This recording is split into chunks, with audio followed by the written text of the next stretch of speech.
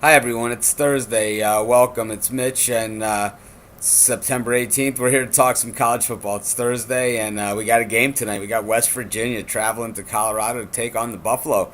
Last night, I don't know what the heck happened there. Kansas State, they looked like they were scrimmaging or something. It's like, we're going to try this. Let's see if this works. Let's try this, see if this works. Got news for you guys. Didn't work.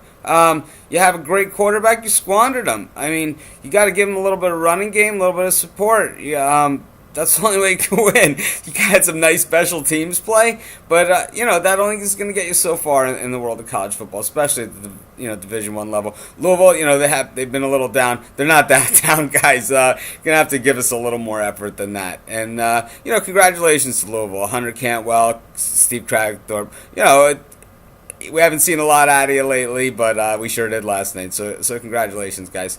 We weren't on Louisville. We were on Kansas State. We got fooled. We drank the Kool-Aid, maybe, as they say, and we certainly weren't alone. We know that 82% consensus was on Kansas State as well. I double checked that this morning because I couldn't believe it either after I watched that game. You take out the punt return, you maybe add the field goals that Louisville could have had, and could have been a lot worse. It wasn't even as close to the score. Tonight we got West Virginia going to Colorado, taking on the Golden Buffalo. We like West Virginia in this one. I just like the way Pat White and Old Devine, they spread the ball around there fast. Colorado, even though, I love the way they beat up on Colorado State, we had them. And, I thought they were a little susceptible to the run that game.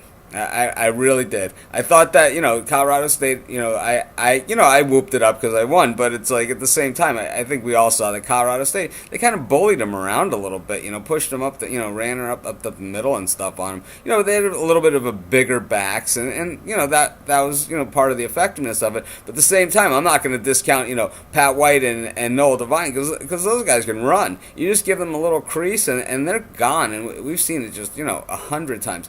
Colorado, they're no slouches. They're going to get on the board. Cody Hawkins, running the show quarterback. They got a talented backfield.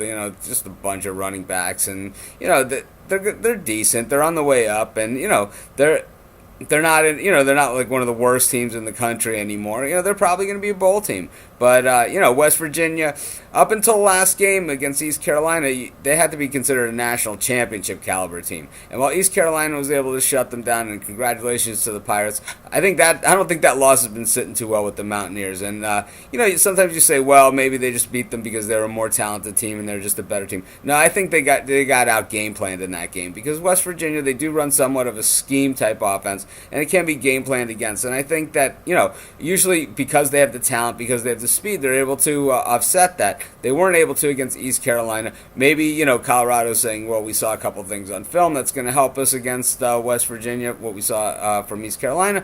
But at the same time, West Virginia's going to say, well, here's a couple things that didn't work against East Carolina. For that reason, both these teams coming up bye weeks, I'm going to go with the Mountaineers. I'm going to take them small. And this is Mitch. We'll be back tomorrow. We got a game tomorrow night. We got Connecticut taking on Baylor, and then just a great slate of games this Saturday. So this is Mitch, and thanks for joining me.